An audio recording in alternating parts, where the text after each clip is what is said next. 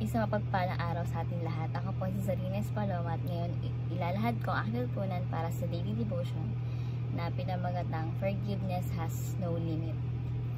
Then, ang scripture po natin ngayon is Matthew chapter 18 verses 21 to 22. The parable of the unmerciful servant. Then Peter came to Jesus and asked, Lord, how many times shall I forgive my brother or sister who sins against me? Up to 7 times? Jesus answered, I tell you, not 7 times, but 77 times. Though, dito yung sinasabi dito na walang limit yung pagpapatawad sa kapwa or sa taong may gumawa man sa'yo ng kasalanan. No? So, ang teaching natin ngayon is, point number 1 is, there is no limit to forgiveness. Ang pagpapatawad ay limitless, no? Diba yung standard natin, katulad ng sinabi ko kahapon sa devotion, ang standard natin sa pagpapatawad ay yung standard ni Jesus kung paano tayo patawarin, no? So, thanks God, kasi yung pagpapatawad ni God sa atin is limitless, no? Dahil yun sa kapangyarihan na dugo ni Jesus na kayang linisin lahat ng kasalanan natin, past, present, and future, no? At yun, nire-required na ating Panginoon sa atin na pagpapatawad ay limitless.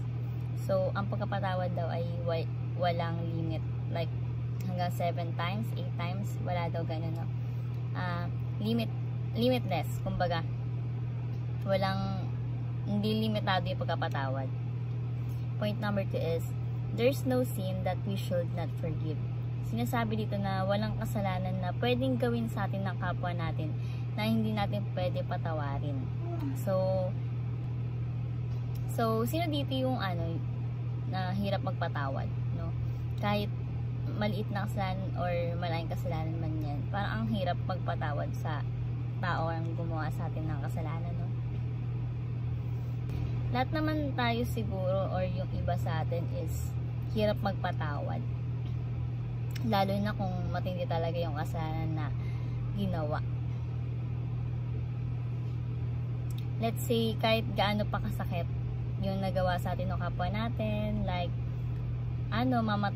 patay yung isang miyembro ng pamilya natin, ganun. We need to do is patawarin, no? Ang choice natin is patawarin, huwag gantihan. So, thanks to Jesus Christ kasi napaparito siya para bigyan tayo na itong kapatawaran. Kung paano magpatawad si Jesus ay dapat ganoon din tayo magpatawad sa ating kapwa. Sinasabi din dito na kahit anong kasalanan pa yan na nagawa sa atin or nagagawa sa atin is patawarin natin. May mga taong nabubuhay sa nakalipas dahil kulang sila sa pagkapatawad. Like, kunwari, sa inyong relasyon, parang, di ba, parang yung may ginawa siya noon na parang ngayon is naalala niya pa rin, tapos parang hindi kanya pa pinapatawad kasi nga nagpo-focus siya dun, no? Hirap kanya patawarin kasi nga dun lang siya nakapokus sa ginawa mo, nakasalanan sa kanya, kaya ayun. Next is, there is no sin that cannot forgive. Dito is lahat tayo pinapatawad ng Panginoon. There is no sin that God cannot forgive, no? Walang kasalanan ang hindi kayang patawarin ng ating Panginoon. Yes. Malaking kasalanan man yan, labag man yan sa Panginoon, laban man yan sa Panginoon, papatawarin ka niya. Dahil sinasabi nga dito na there is no sin that God cannot forgive. Na talagang napakabuti ng Diyos, no? Kahit napakalaki na kasalanan natin or laban sa kanya yung nagagawa natin kasalanan or labag sa utos niya, no, is pinapatawad niya pa rin tayo. So bilang application is, number 1 is forgive without limit, but limit your trust. So sinasabi dito na magpatawad tayo na magpatawad ng walang hanggan, ganyan. Pero yung trust natin dapat may limit. Kasi ang Diyos lang dapat natin na pagkatiwalaan, buong buo, 100% na tiwala is kay God. Pero kasi sa tao yung trust dapat may limit. Kapag tao na yung nakasalamuha mo, nakausap mo, dapat may limit. Pag paulit-ulit yung ginagawa sa yung masama, limit your trust, no? Huwag mo agad ibigay yung full trust mo sa tao na yun. Kapag paulit-ulit na ginagawa, like, yun, sabi nga ni Pastor, mangutang sa ganyan ulit, ganyan, paulit-ulit. No, huwag natin ibigay yung buong tiwala natin kasi mamimihasa and at the same time is maabuso ka. Yung trust, ina-earn yan. Pero pagdating kay God, walang problema. Kaya dapat siyang pagkatiwalaan. Si Lord lang yung dapat natin pagkatiwalaan ng buong buo, no? Yung walang walang pagdadalawang isip na sabihin sa kanya lahat. Kahit naman di natin sabihin lahat, nalalaman niya yung nasa puso't isip natin, no? So, you have to limit your trust and be wise sa pagtitiwala, no? Sa pagbibigay ng tiwala. Next is, forgive all offenses but stop being a victim. Sinasabi dito na kahit anong klaseng kasalanan man yan, is patawarin. Kunyari, akusahan yung kamag-anak mo na rape kahit hindi naman, no? So, yung pa-victim is papatawarin na lang. Kasi nga, yun nga yung sinabi dito ni God na forgive all offenses but stop being a victim. Si God nga pinatawad niya tayo. Ano pa kaya tayo sa tao, di ba? Hindi porket pinatawad mo na, ibig sabihin nun is manunumbalik na yun yung relasyon nyo. I mean, mababalik na ulit yung pagtitiwala nyo sa isa't isa. No. And magiging biktima ka naman. Yun yung sinasabi ko, no? Example nga sa magjowa, di ba? Yan, nag-cheat siya sa'yo. Then, pinatawad mo. Hindi, pinatawad mo siya. Hindi ibig sabihin na babalik na ulit kayo sa dati. Di ba ganun naman? Kumbaga, parang parang may kulang na or nasira na yung tiwala. Parang may lamat na ba yung tawag doon? Ganun, no?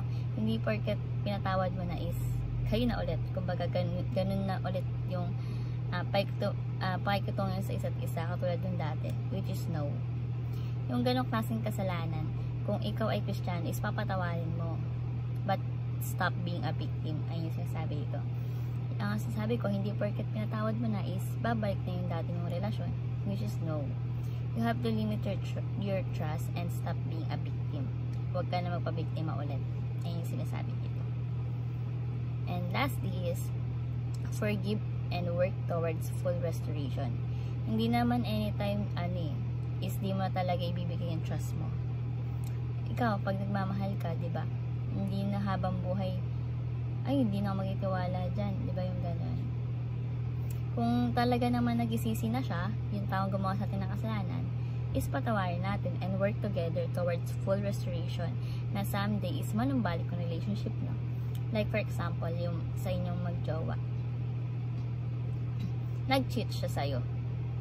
Or may pagkukulang man siya sa'yo. Then, nakita mo na totoong sincere siya nagsisisi talaga. As in, sincere siya sa'yo. Totoo yung pagsisisi niya. Ang ginawa mo is pinatawad mo siya. Then, nung pinatawad mo na siya, parang doon na magbabalik yung relationship niyo na parang start sa bago. Para mabuo yung full restoration, towards the full restoration. Ganun yung sinasabi dito. Start new. So, panibago.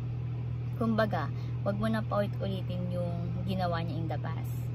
Like, for example, magkasama na kayo, diba? Start a new relationship. So, ikaw, pinapabalik-balik mo yung ginawa sa kanya. Di parang mag-ano yung sa kanya na, ba't ganyan? Kala ko ba start? So, ayun po yung sinasabi dito, no? Kung magpapatawad tayo, is patawarin na natin ang tuluyan. Wag na yung pakipot-ipot ka pa, pahula-hula ka pa, kung papatawarin mo ba siya o hindi, diba? Pag po gano'n, no? Diretsuhan po tayo. So, yung forgiveness na yung forgiveness na sinasabi nito is yung wala ka ng record ng kasalanan niya. Kasi ganun ginawa natin Diyos, Nung pinatawad niya tayo, as binura niya lahat ng kasalanan natin na ginawa, no, sa mundo, sa buhay natin. And let's start a brand new start. Kasi sabi ko dito is panibago simula, no? Hindi mo na ibabalik yung dati yung nagawa or dati niyang ginawa. Para goods yun yung relationship niyo, no? Pag gumawa kayo ng bagong relationship. So, yung forgiveness, all the time na pinapractice natin. But, yung trust natin is limit lang. So, tutunan ko dito is, magpatawad ka na magpatawad. Pero yung trust mo is may limit. Kumbaga, kapag nagawan ka na ng hindi mabuti sa'yo, ang gagawin mo is, be wise. Wise na lang sa kung magtitiwala ka ba ulit or hindi. So, ayun lang po ang natutunan sa daily devotion. Thank you po sa pakikinig at God bless po sa ating lahat.